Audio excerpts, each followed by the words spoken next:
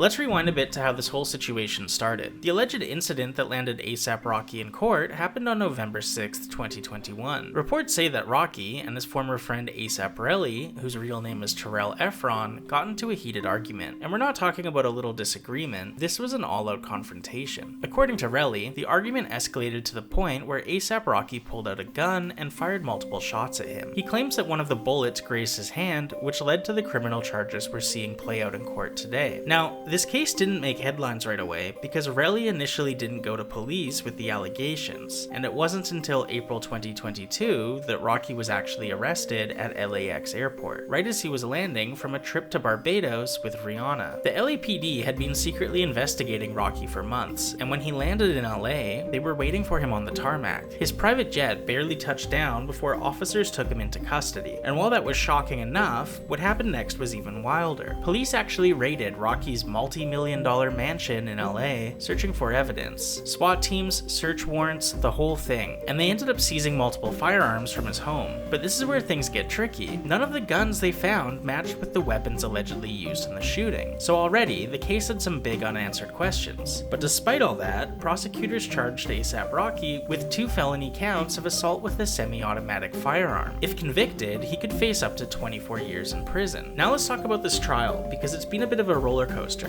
Rocky's lawyers are saying that Rocky is lying for money, and this whole thing is an attempt at extortion. And here's why they say that. After filing the police report, Rocky actually turned around and sued ASAP Rocky for assault, battery, and emotional distress. His lawsuit claims that Rocky's actions caused him severe trauma and financial loss. Rocky's defense team is arguing that the lawsuit shows Rocky's real motive, that he's not a victim, but an opportunist trying to get a big payout. But here's where things get even more complicated. The prosecution has presented surveillance footage that they claim shows Rocky holding a gun. They also have witness statements supporting Rocky's version of events, but Rocky's team is disputing the footage, saying that it doesn't actually prove a shooting took place. One of the biggest bombshells in the trial came when Rocky's lawyer said that even if he did have a gun that night, it was a prop from a music video. They're claiming that there were no real bullets and that Rocky is exaggerating the entire incident. So who are we supposed to believe? After weeks of testimony and evidence, the jury finally had to make their decision. Now, let me tell you, people expected this deliberation to take a long time, like days, maybe even a full week. But surprisingly, the jury only needed 3 hours to come back with their verdict.